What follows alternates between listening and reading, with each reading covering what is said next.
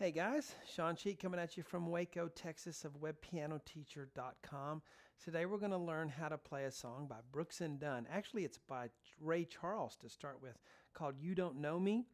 And you will love this, whether you're a Brooks and Dunn fan or Ray Charles or you just love the song. It's going to work for anything. Let's get started and hear how it's going to sound.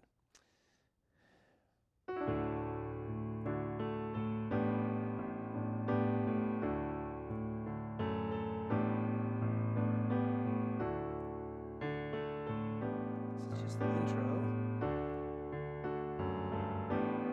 Bum, ba, da, bum, ba, bum. Da, da, da, da, da. And so forth. All right, guys, great chords in that one, isn't it? I love it. It sounds really jazzy and good to relax to and just play and have a good time.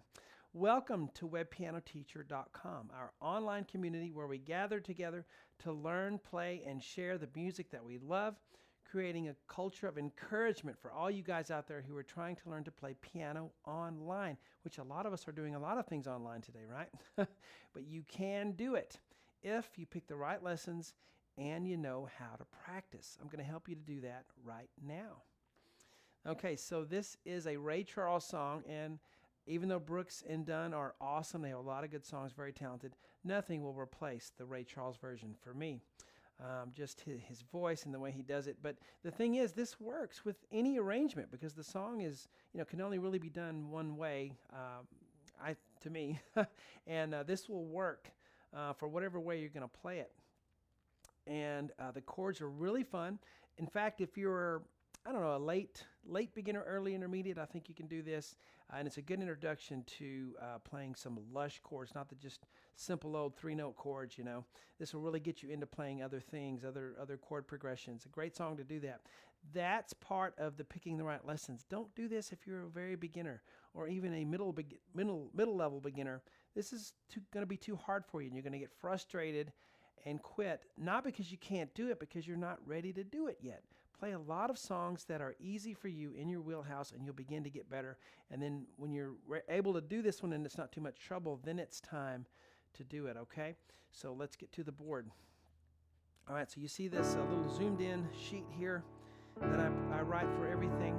You can download the whole sheet, not just a little part, but the whole thing, on webpianoteacher.com if you are a member, okay? So remember, you have that capability of downloading anything that I've done on there. So enjoy that, using that as you practice. All right, so as we look at the board here, we're in the key of D, and this intro part that we're going to do 2 times. See the 2 there?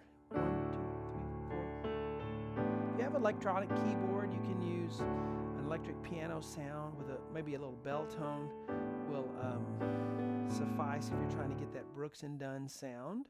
But this is in either 12/8 or 6/8.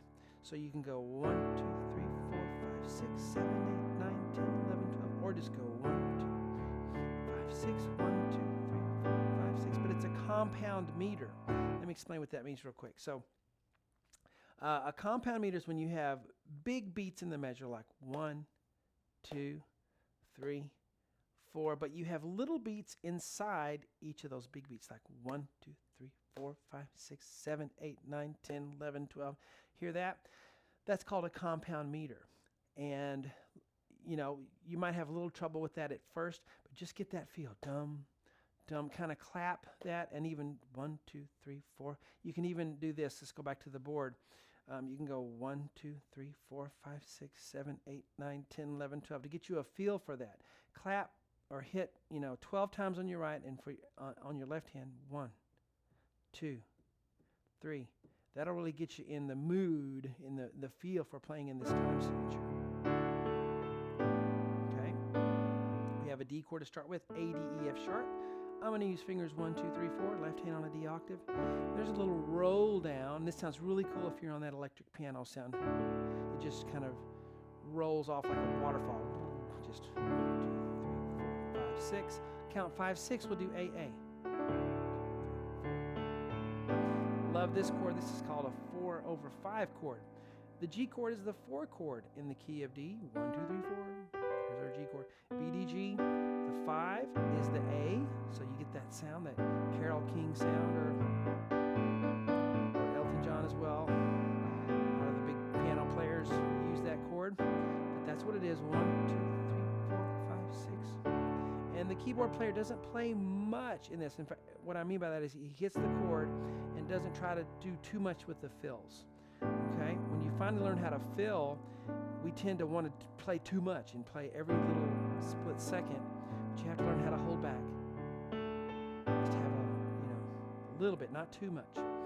A, D, F sharp, A on the right hand, left hand goes back to a D. So we're back to our D chord essentially.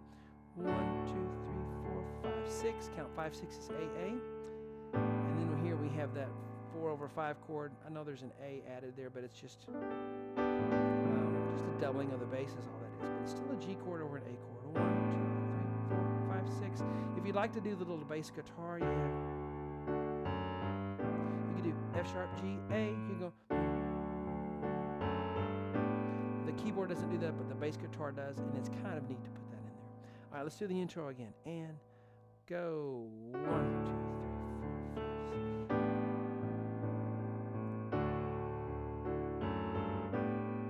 Then you do it the second time. 1, 2, 3, 4, 5, 6.